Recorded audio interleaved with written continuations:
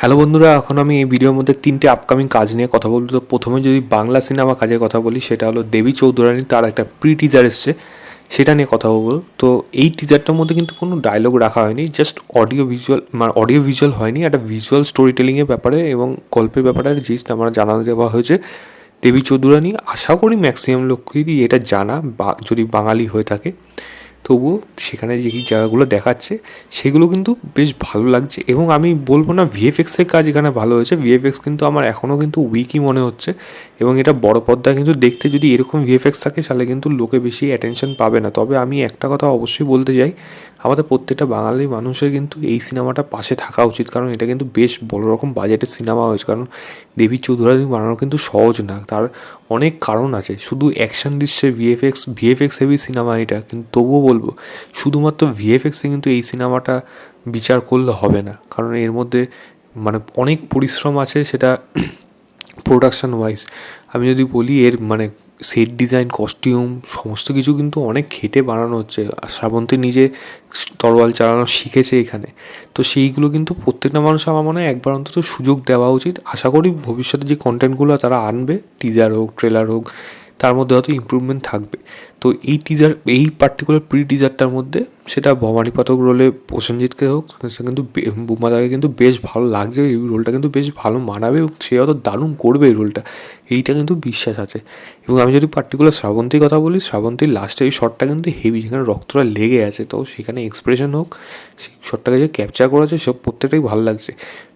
Cinematography যদি কথা বলি, সিনেমাটার মধ্যে কিন্তু বেশ ভালো লাগছে, মানে হাই গ্রাফিক্সের ভিজুয়ালস হয়তো আমরা দেখতে পাবো না, কিন্তু যেটা তারা দেখাতে চাইছে ভিশনটা কিন্তু আমরা পুরোপুরি বুঝতে পারছি। তো সেই অনুযায়ী বলবো এই সিনেমাটা কিন্তু আশা করি হয়তো প্রত্যেকটা মানুষ হয়তো এই সিনেমাটা পাশে থাকবে, বাঙালি মানুষ হয়তো এই সিনেমাটা পাশে থাকবে। যদিও অনেক দেরি আছে, 1 মে অনেক দেরি আছে, সেটা পরের কথা। বাট এই পার্টিকুলার এই টিজারটা কথা বলেন, আমি প্রি টিজারটার কথা আমি খুব এক্সাইটেড হয়েছি তা না, তবে হ্যাঁ এক্সাইটেড আছি এই কাজটার জন্য, এই গল্পটার জন্য, এবং এই গল্পটা কীভাবে মানুষকে দেখানো হয় সেটার উপর বেস করে। তো আমার অবশ্যই পজিটিভ ভাইবস থাকলো এই সিনেমাটার প্রতি। দ্বিতীয় যদি কথা বলি, সেটা হলো সূর্যার আপকামিং কাজ, যেটা কার্তিক সুবরাজের সাথে, যে এই সিনেমাটার নাম হলো রেট্রো। তার একটা টাইটেল টিজার আজকে ড্রপ করা হয়েছে। এই টিজারটার মধ্যে সূর্যা এবং পূজা হেগড়েকে দেখা যাচ্ছে শুরুতে একটা ঘাটে বসে আছে, এবং সূর্যা কিছু প্রমিস করছে তাকে যে আমি এরকম ভাইলেন্স করবে না, মেট্রো নামের ধাবাধাপ সে কী কী ভাইলেন্স করেছে সেইগুলোকে দেখানো হচ্ছে। সে তার বাবার সাথে কী সম্পর্ক ছিল, তার বাবার কী ভূমিকা এবং তার বাবার কী রূপ সেটাও দেখা যাচ্ছে।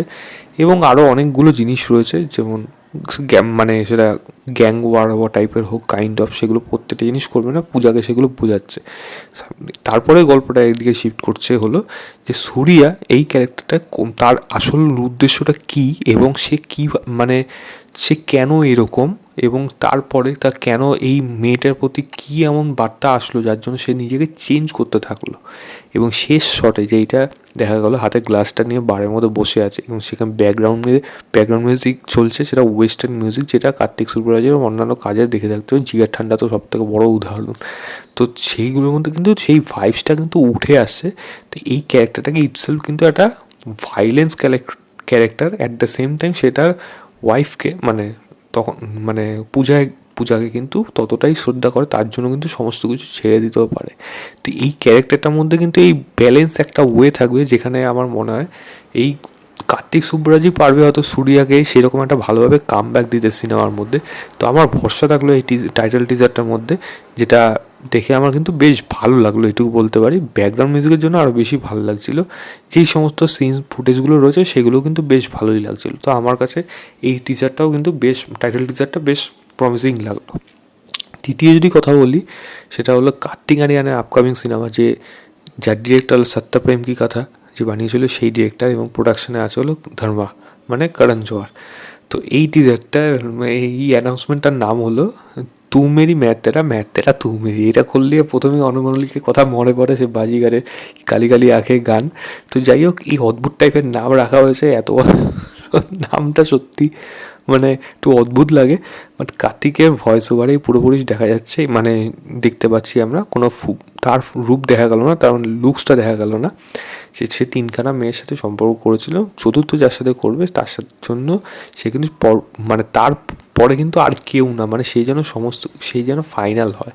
এবং তার জন্য সে কিন্তু মানে পুরোপুরি নিজেকে এক্সপ্লোর বা বলা যায় কাইন্ড অফ একটা এক্সপ্লোরেশনে বেরিয়েছিল, যেটা আমরা জওয়ানি হ্যায় দিওয়ানিতে যদি রণবীর কাপুরের ক্যারেক্টারটাকে ধরি, কাইন্ড অফ ওরম টাইপের কিন্তু ক্যারেক্টার এখানে কার্তিক আরিয়ান কিন্তু প্লে করতে চলেছে, সেটা দেখে মনে হচ্ছে।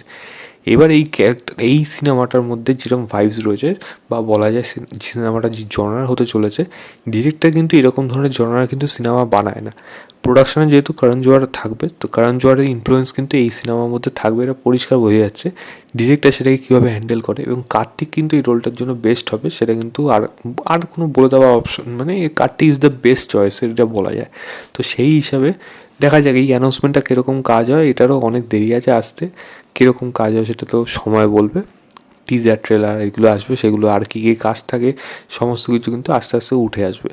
তো আমি তিনটের লিঙ্কই দিয়ে রাখবো, মানে দেবী চৌধুরানী, রেট্রো এবং এইটা তু মেরি ম্যাথেরা তু মেরি বাপ রে বাপ, সত্যি। যাই হোক, এটা লিঙ্ক দিয়ে রাখবো ডিসক্রিপশনে, আপনারা অবশ্যই গিয়ে চেক করবেন, চেক করে জানাবেন আপনাদের কেমন লেগেছে। তো এই ছিল আমার ওভারঅল রিয়াকশন। ভিডিওটা ভালো লাগলে লাইক শেয়ার, চ্যানেলটাকে অবশ্যই সাবস্ক্রাইব করে দেবেন। বাই।